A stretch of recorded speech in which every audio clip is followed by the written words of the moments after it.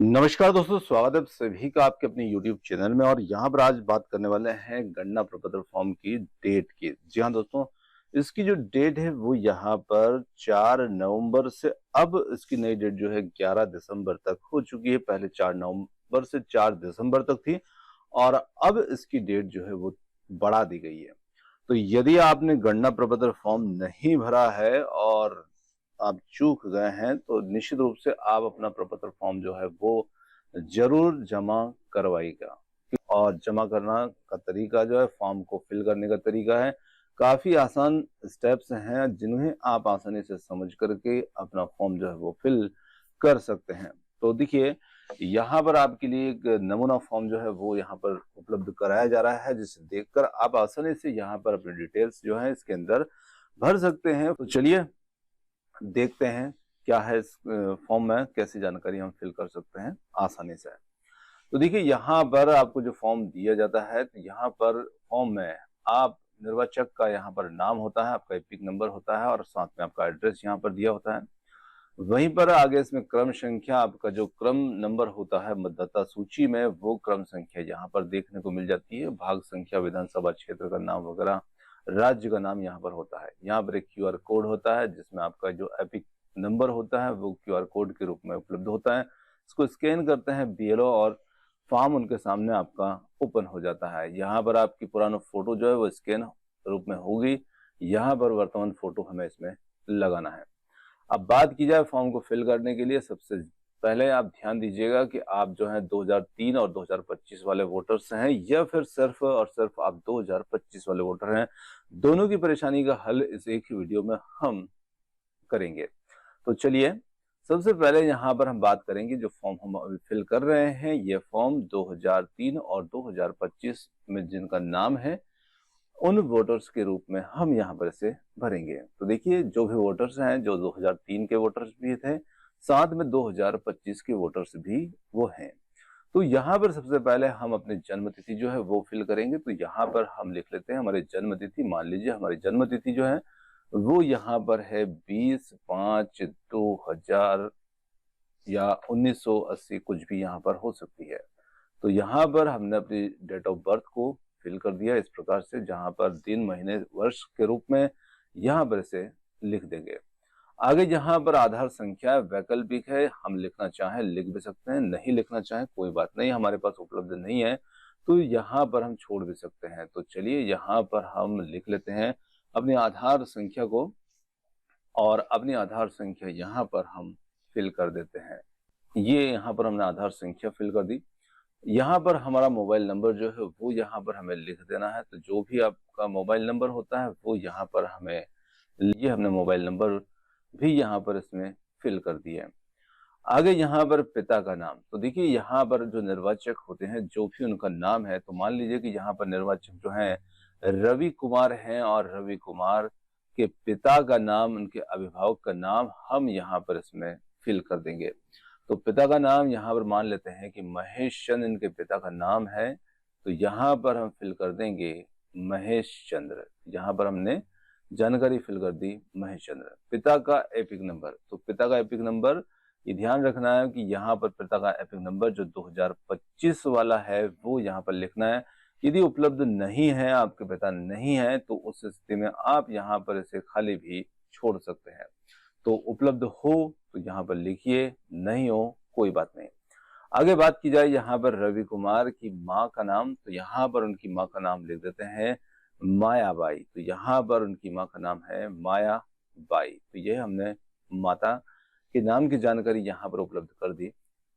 माता का epic number, यदि माँ का एपिक नंबर 2025 वाला है, ध्यान रखिएगा यहाँ पर आप जो जानकारी लिख रहे हैं वो सिर्फ और सिर्फ 2025 के डाटा के हिसाब से लिखी जाएगी। तो यदि माता का एपिक नंबर है 2025 वाला, है ना, जो फॉर्म दिया है उसमें माता पिता के फॉर्म भी होंगे, उसमें भी यहाँ पर आप देख सकते हैं एपिक नंबर यहाँ पर भी लिखा होता है। तो उपलब्ध है तो लिख दीजिए, नहीं है तो कोई बात नहीं, आप उसे खाली भी छोड़ सकते हैं। इसके बाद में यहाँ पर रवि कुमार जो है, ये इनकी पत्नी का नाम, क्योंकि पति के रूप में रवि कुमार है, तो इनकी पत्नी का नाम जो है वो यहाँ पर हम लिख देते हैं। इनकी पत्नी का नाम है यहाँ पर अनीता बाई देवी। जो भी लगाना चाहते हैं वो यहाँ पर लगा सकते हैं। इसी के साथ में पत्नी का एपिक नंबर, तो पत्नी का एपिक नंबर जो है वो यहाँ पर हम लिख देते हैं, जैसे कि KHQ और 5543,805। इसी के साथ में ये पूरा डाटा हमारा जो रहने वाला है वो रहने वाला है सिर्फ 2025 की जानकारी के बेस पर, यानी कि कुल मिलाकर यहाँ पर जो एपिक नंबर वगैरह लिखे जाते हैं, बहुत सारे लोग त्रुटि क्या करते हैं कि वो यहाँ पर 2003 वाला एपिक नंबर डाल देते हैं, जो कि यहाँ पर हमें 2003 वाला नहीं लिखना है, हमें लिखना है सिर्फ 2025 वाला। अब 2003 की जो जानकारी होती है उसके लिए हम चलते हैं नीचे के साइड के कॉलम की ओर, और नीचे के साइड के कॉलम में हम जैसे ही पहुंचते हैं तो वहां पर हमें मिलते हैं 2 कॉलम। अब उन 2 कॉलम में हम यहाँ पर भरते हैं जानकारी। तो देखिए, रवि कुमार जो हैं इन्होंने अपने माता पिता पत्नी की जानकारी यहाँ पर दे दी। अब आगे यदि चलते हैं, 2003 में इनका नाम था तो उस कंडीशन में 25 में भी इनका नाम है, 2003 में भी यहाँ पर इनका नाम है। तो यहाँ पर देखिए मतदाता जो है वो रवि कुमार ही रहेंगे, क्योंकि 2003 में इनका नाम है। तो यहाँ पर रवि कुमार और फिर से रवि कुमार के पिता रिश्तेदार का नाम जो होगा वो होगा इनके पिता का नाम। तो यहाँ पर महेश चंद्र जो हैं वो इनके पिता हैं, रिश्तेदार से रिश्ता, रिश्तेदार के रूप में पिता को लिखा है और इनसे रिश्ता है यहाँ पर पिता का। जिला जो है वो यहाँ पर हम लिख देंगे, जिला यहाँ पर दमोह है, और इसी के साथ में राज्य हमारा जो है मध्य प्रदेश है। विधानसभा जो है उसका नाम यहाँ पर लिख दिया जाएगा और उसका क्रमांक यहाँ पर लिख दिया जाएगा, भाग संख्या सरल क्रमांक। अब देखिए, विधानसभा क्रमांक जैसे मान लीजिए कि यहाँ पर 53 है, भाग संख्या यहाँ पर 05 कर देता हूँ, और सरल क्रमांक 2003 में रवि कुमार का नाम जहाँ पर जिस सूची में 2003 की सूची में 203 नंबर पर इनका नाम वहां पर है, तो वो क्रमांक यहाँ पर लिख दिया जाता है। तो यहाँ पर ये हमने लिख दिया। चलिए, अब इधर की जानकारी जो है वो आप पूरी तरह खाली छोड़ दें, मतलब इसमें ना तो कोई क्रॉस लगाएं ना कोई लाइन खींचे, खाली छोड़ दें। तो देखिए, 2003 की कंडीशन में दोनों कॉलम इस प्रकार आमने सामने के भरे गए हैं। यहाँ का इसे आप 1 नंबर कॉलम मानिए, यहाँ पर इसे आप 2 नंबर मानिए और इसे 3 नंबर मान लीजिए। तो 1 और 2 जो हैं वो दोनों कॉलम भरे जाते हैं जब यदि मतदाता का नाम 2025 प्लस 2003 में होता है, उस कंडीशन में इस प्रकार से फॉर्म को फिल किया जाता है। अब बात करते हैं यहाँ पर, बाकी इधर आप 3 नंबर कॉलम को पूरी तरह खाली छोड़ दीजिएगा। अब यहाँ पर अगली जो जानकारी है वो हम लेते हैं फिर से, जहां पर मतदाता का नाम सिर्फ और सिर्फ 2025 की ही सूची में उपलब्ध है ना, 2025 में ही नाम है इनका, 2003 में इनका नाम नहीं है। उस स्थिति में फॉर्म को कैसे फिल किया जाता है तो वो यहाँ पर हम इसमें देखेंगे। वही निर्वाचक का नाम, तो सबसे पहले यहाँ पर निर्वाचक का नाम मान लीजिए विकास पटेल इनका नाम है, और यहाँ पर विकास पटेल का एपिक नंबर, इनका पता यहाँ पर इस कॉलम में इस बॉक्स में लिखा होता है। यहाँ पर इनकी क्रम संख्या लिखी होती है, यहाँ पर QR कोड, यहाँ पर इनकी स्कैन की फोटो रहती है और यहाँ पर वर्तमान फोटो इनको लगाना है। अब बात करते हैं इनका फॉर्म किस प्रकार से फिल होगा जब 2025 में ही इनका नाम है, 2003 में इनका नाम नहीं है। तो उस कंडीशन में यहाँ पर सबसे पहले अपनी डेट ऑफ बर्थ जो है वो यहाँ पर लिख देते हैं। इनकी डेट ऑफ बर्थ जो है 20/5/1980 के रूप में यहाँ पर हमने फिर से लिख दिया। आधार नंबर है जो हमारे लिए वैकल्पिक है, चाहे लिखना चाहें लिख सकते हैं, है ना। तो यहाँ पर हमने आधार नंबर भी लिख दिए हैं। इसी के साथ में मोबाइल नंबर भी यहाँ पर लिख देते हैं। पिता का नाम, अब विकास पटेल जो हैं इनके पिता का नाम मान लीजिए गोपाल सिंह है, तो यहाँ पर पिता का नाम गोपाल सिंह हो जाएगा।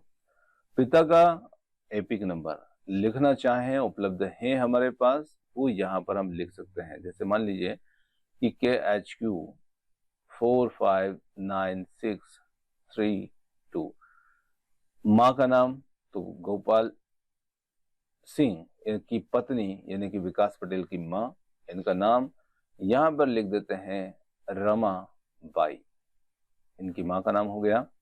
माँ का ईपिक नंबर उपलब्ध है तो लिखेंगे, नहीं है कोई बात नहीं। अब विकास पटेल की जो पत्नी है, पत्नी का नाम यहाँ पर हम लिख देते हैं विनीता, यह है नीचे के कॉलम की। तो यहाँ पर इस कॉलम को हम 1 नंबर कॉलम मान लेते हैं। यहाँ का कॉलम 2 नंबर है और यहाँ का कॉलम 3 नंबर है। जब मतदाता का नाम सिर्फ 2025 में ही है तो उस कंडीशन में यहाँ पर सिर्फ ऊपर और नीचे के ही दोनों कॉलम जो है वो भरे जाते हैं। अब देखिए यहाँ पर फॉर्म जो है वो है विकास पटेल का, और नीचे जो जानकारी आएगी वो आएगी विकास पटेल के उस रिश्तेदार, उस पिता की, उस अभिभावक की जानकारी जिनका नाम 2003 की सूची में है। तो यहाँ पर हम लेते हैं विकास पटेल के पिता गोपाल सिंह। तो गोपाल सिंह, साथ में गोपाल सिंह का यदि 2003 का ईपिक नंबर है वो यहाँ पर लिख दिया जाएगा जिस प्रकार से वो रहता है, जैसे MP 33/256/4503 के रूप में। रिश्तेदार, अब यहाँ पर रिश्तेदार में गोपाल सिंह के पिता का नाम जो भी हो, है ना, वो नाम यहाँ पर जो है से मान लिया जाए कि इनके पिता गोपाल सिंह के पिता का नाम रमेश चंद्र है। अब रमेश चंद्र रवि कुमार की क्या है, तो रवि कुमार के तो दादाजी हैं, पर गोपाल सिंह के साथ में रमेश चंद्र का क्या रिश्ता है, तो यहाँ पर जो रिश्ता बताना है वो नाम के साथ में रिश्तेदार के नाम का बताना है, और वो यहाँ पर रहेगा इनका पिता का रिश्ता, यानी कि रमेश चंद्र जो रिश्तेदार हैं वो गोपाल सिंह के पिता हैं। जिला यहाँ पर हम लिख देंगे, जो हमारा जिला होगा वो राज्य मध्य प्रदेश। इसी के साथ में विधानसभा का नाम, यहाँ पर जैसे हम जो विधानसभा है उसका नाम लिख देते हैं, यहाँ पर दमोह कर देते हैं। इसी के साथ में आगे विधानसभा का क्रमांक, तो विधानसभा का क्रमांक यहाँ पर भर देते हैं, भाग संख्या लिख देते हैं, और गोपाल सिंह का नाम 2003 की सूची में कौन से नंबर पर है वो यहाँ पर लिख देते हैं। इस प्रकार से फॉर्म को हम कंप्लीट रूप से यहाँ पर भर देंगे। इस कंडीशन में यहाँ का 2 नंबर वाला भाग जो रहेगा वो पूरी तरह हम खाली छोड़ देंगे। इसका वास्तविक तरीका भरने का तो थोड़ा सा और भी डिफरेंट है, पर उसमें कहो कंफ्यूजन पैदा होती है, इसलिए सीधा सरल रूप में आप इस तरीके से यहाँ पर इन चीजों को कंप्लीट कर सकते हैं। तो 2025 में नाम है तो आप ऊपर नीचे के दोनों कॉलम भरिए दाईं साइड के, और 2003 में आपका नाम है तो फिर आप 1 नंबर और 2 नंबर वाले भाग को भरिए। नीचे यहाँ पर आपको अपने हस्ताक्षर करना है, घर के कोई भी सदस्य जो है वो हस्ताक्षर कर सकते हैं। यहाँ पर आपके BLO जो रहेंगे वो हस्ताक्षर करेंगे और आपका फॉर्म जो है वो सबमिट हो जाएगा। तो फॉर्म को फिल करने में, उसको कंप्लीट करने में ऐसी कोई ज्यादा परेशानी नहीं है, पर बहुत ज्यादा लोग इस चीज को लेकर के परेशान हैं। और यदि आपने फॉर्म अभी तक नहीं जमा किया है तो आप अपना फॉर्म जरूर जमा कीजिएगा। और जानकारी आपको पसंद आई हो, वीडियो पसंद आया हो तो वीडियो को लाइक, शेयर, चैनल को सब्सक्राइब करना मत भूलिएगा। चलिए वीडियो यहीं समाप्त करते हैं और मिलते हैं जल्द ही एक और नए वीडियो के साथ। धन्यवाद।